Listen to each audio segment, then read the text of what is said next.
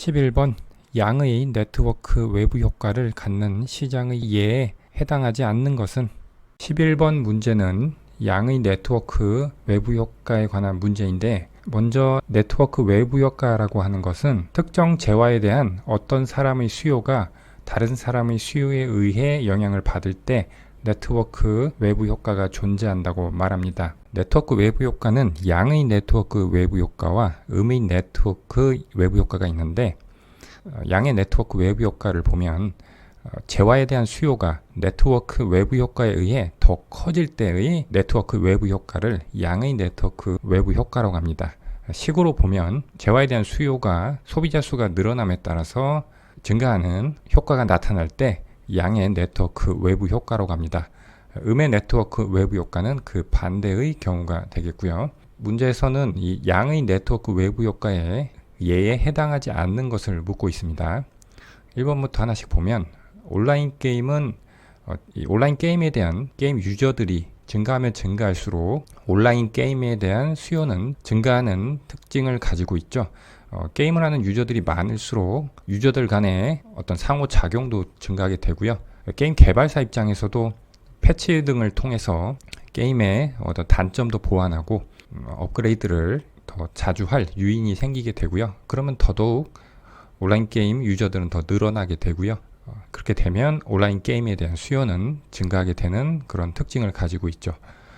그 다음 두 번째는 전기 자동차죠. 이거 전기 자동차 소비자들이 늘어나면 전기 자동차에 대한 수요가 더 늘어나는 효과가 있다고 할 수 있는데, 전기 자동차 오너들이 늘어나게 되면 전기 자동차에 필요한 충전소들도 당연히 늘어나게 될 것이고요. 그러면 전기 자동차를 소유할 때 발생할 수 있는 불편함이 더 줄어들게 될 것이고요. 그러면 당연히 전기 자동차 오너들은 더 증가하게 되겠죠. 세 번째, 명품 핸드백인데, 이것은 양의 네트워크 외부 효과라기보다는 음의 네트워크 외부 효과로 볼 수 있습니다. 왜냐하면 너도 나도 명품 핸드백을 들면 희소성이 떨어지죠. 명품 핸드백은 뭔가 과시하기 위해서 소비하는 측면이 강한 재화인데, 사용하는 소비자들이 늘어나면 오히려 초반에 그 가격대 명품 핸드백을 구입했던 소비자들은 좀 더 높은 가격대의 명품 핸드백으로 옮겨가게 될 겁니다. 그 과시욕을 충족하기 위해서죠.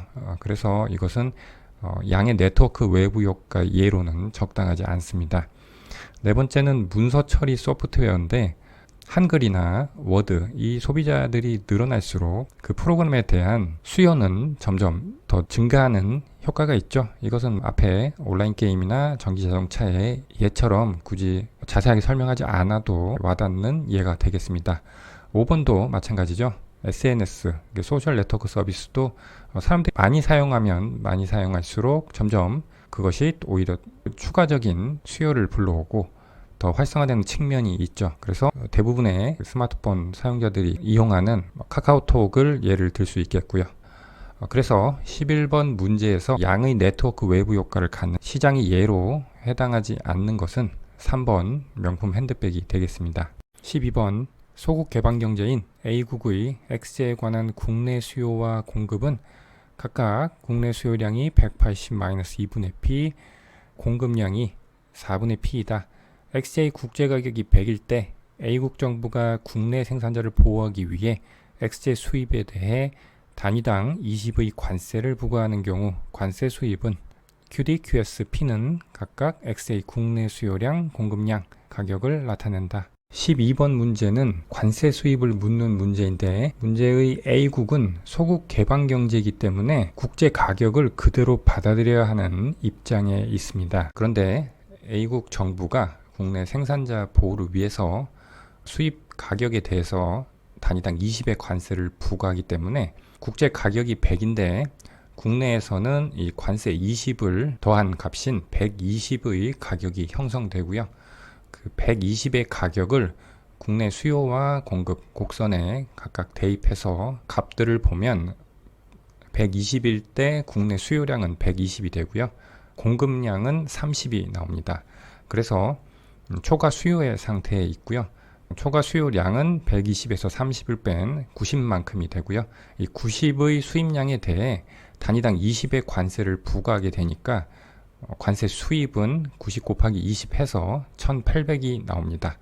이것을 그래프로 보면 아래처럼 수요 곡선, 공급 곡선이 만나는 점이 있고요.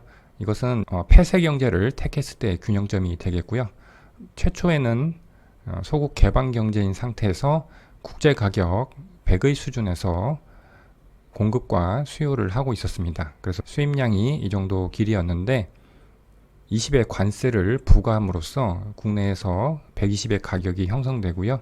그에 따라서 수요량이 120으로 공급량 30보다 90만큼 더 크기 때문에 수입량은 기존의 이 아래 이 긴 길이보다 짧아진 90만큼 수입하게 되는 것이고요. 수입량 단위당 20의 관세가 부과됐으니까 이 빗금친 사각형의 면적이 바로 관세 수입이 되겠습니다. 따라서 12번 문제 답은 2번이 되겠습니다. 13번 경제활동으로 인해 과도한 온실가스를 배출하고 있는 사회에서 온실가스 배출량 2에 따른 사회적 총 피해 비용은 2분의 3이 제곱이고 총 감축 비용은 32-2 제곱이다. 사회적 최적 배출량은 단 2는 0보다 큰 수이다.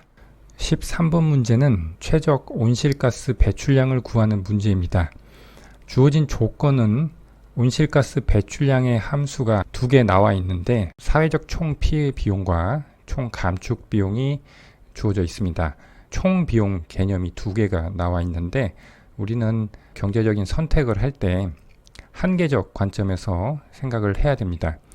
그래서 사회적 총 피해 비용을 온실가스 배출량 2에 대해서 미분해보면 사회적 한계 피해 비용이라고 해석할 수 있고요. 그리고 총 감축 비용도 온실가스 배출량 2에 대해서 미분을 하면 한계 감축 비용이라고 표현을 할 수 있습니다. 두 식을 한번 살펴보면 사회적 한계 피해 비용은 온실가스 배출량 2의 증가함수고요. 그런데 한계 감축 비용은 온실가스 배출량 2의 감소함수입니다. 그래서 온실가스 배출량이 증가함에 따라서 사회적 한계 피해 비용은 점점 증가하고요. 그런데 한계 감축 비용, 즉 온실가스 배출량을 더 많이 허용할수록 감축하는 데 드는 비용은 점점 줄어들게 되는 것이죠. 그렇기 때문에 이 두 가지 비용 효과가 온실가스 배출량의 변화에 따라서 서로 반대 방향으로 움직임을 알 수가 있고 우리는 사회적인 최적 배출량을 두 피해 비용이 같아지는 수준에서 도출할 수 있습니다. 그래서 사회적 한계 피해 비용과 한계 감축 비용을 같게 놓고 정리하면 사회적 최적 배출량은 6이 나옵니다. 여기서 두 식을 같게 놓는 것은 한계 감축 비용 같은 경우에는 배출량이 증가함에 따라서 비용이 줄어드는 방향으로 작용하기 때문에 이것은 편익이 증가한다고 해석할 수가 있고요. 그래서 온실가스 배출량 2의 증가에 따라 편익이 증가한다고 해석할 수 있는 한계 감축 비용과 비용이 증가하는 사회적 한계 피해 비용이 같다고 놓을 때 사회적 최적 배출량이라고 할 수 있는 것이죠. 따라서 13번 문제의 답은 3번이 되겠습니다. 14번 자본자산 가격 결정 모형 CAPM에서 자본시장선 CML의 상수항은 14번 문제는 CAPM에 대한 문제입니다. 자본시장선의 식만 알면 되는 문제가 되겠습니다. 제대로 문제를 내면 자본시장선과 증권시장선을 비교하는 문제라던가 증권시장선을 물어보던가 이렇게 출제를 했을 텐데 이 문제는 가볍게 자본시장선의 식만 알면 되는 문제가 되겠습니다. 사실 CAPM을 물어볼 때 자본시장선보다는 최종 식인 증권시장선을 물어보는 것이 제대로 물어보는 건데 가볍게 자본시장선의 상수항만 물어본 것 같습니다. 자본자산 가격 결정 모형 CAPM이라고 하는 것은 자본시장이 균형일 때 위험과 기대수익률 사이의 관계를 설명하는 이론이 되겠습니다. 여기서 자본시장선이라고 있습니다. CML이라고 하는데 이것은 무위험 자산과 시장 포트폴리오에 해당하는 위험 자산이 존재할 때 효율적 투자선을 자본시장선이라고 합니다. 식으로 나타내면 이와 같이 되고요. 문제는 여기서 있는 이 상수항을 물어본 것이 되겠습니다. 기호를 간단히 살펴보면 특정 포트폴리오, 그러니까 어떤 투자 자산의 집합을 포트폴리오라고 하는데, 이 자본시장선에서 이야기하는 특정 포트폴리오는 무위험 자산과 시장 포트폴리오에 해당하는 위험 자산의 조합을 의미합니다. 그래서 특정 포트폴리오의 수익률을 RP라고 표현하고요. 표준 편차는 시그마 P라고 표현을 합니다. 그리고 무위험 자산은 수익률은 RF, 무위험 자산은 말 그대로 위험이 없으니까 위험을 측정하는 수치인 표준 편차는 제로가 되겠고요. 그리고 시장 포트폴리오는 마켓을 써서 RM, 그리고 표준 편차는 시그마 M이 되겠습니다. 그래서 자본시장선은 이와 같은 식으로 되는데, 여기서 상수항에 해당하는 이 부분은 무위험 자산의 수익률이 되겠습니다. 그래서 14번의 답은 1번이 되겠습니다. 15번, 국제수지표의 금융계정에 포함되는 거래가 아닌 것은? 15번 문제는 국제수지표의 구성 요소인 4가지 계정 중에 금융계정에 포함되는 거래가 아닌 것을 묻는 문제입니다. 국제수지표 구성하는 4가지 계정은 경상수지, 자본수지, 금융계정, 오차 및 누락 4가지로 되어 있는데, 이 중에 이 금융계정에 포함되는 거래인지 아닌지를 묻고 있습니다. 하나씩 모두 설명하기에는 너무 양이 많으니까 보기를 하나씩 보면서 어디에 해당되는지 연결하는 식으로 설명하겠습니다. 1번에서 한국은행이 미국 재무성 채권을 매입한다 되어 있습니다. 어떤 채권 매입에 대한 내용은 이 금융 계정 중에서 직접 투자나 증권 투자에 해당하는 내용이 되겠습니다. 그런데 이 증권 투자 같은 경우에는 직접 투자나 기타 투자에 포함되는 투자를 제외한 투자를 의미한다고 했는데, 기타 투자는 대출이나 차입 같은 것을 의미하고요. 그런데 직접 투자는 경영 참여 등, 즉 경영권 획득을 위한 투자를 의미하는데, 지금 한국은행이 미국 재무성 채권을 매입하는 것은 경영 참여의 의미로 매입하는 것이 아니죠. 그냥 단순한 채권에 대한 투자가 되기 때문에 증권 투자에 해당하는 내용이 되겠고요. 두 번째, 우리나라 시중은행이 외화 자금을 차입한다 되어 있습니다. 차입은 기타 투자에 있었죠.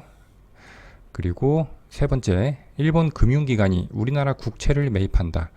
이것도 채권을 매입하는 것인데, 일본 금융기관이 어떤 경영권 참여 같은 거와는 관련이 없는 그냥 채권 매입이 되는 거죠.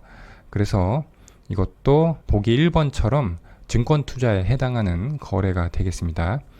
네 번째, 우리나라 기업이 외국인 투자자에게 배당금을 지불한다. 배당금에 대한 것은 경상수지에서 본원소득수지에서 투자소득수지에 해당하는 내용이 되겠습니다.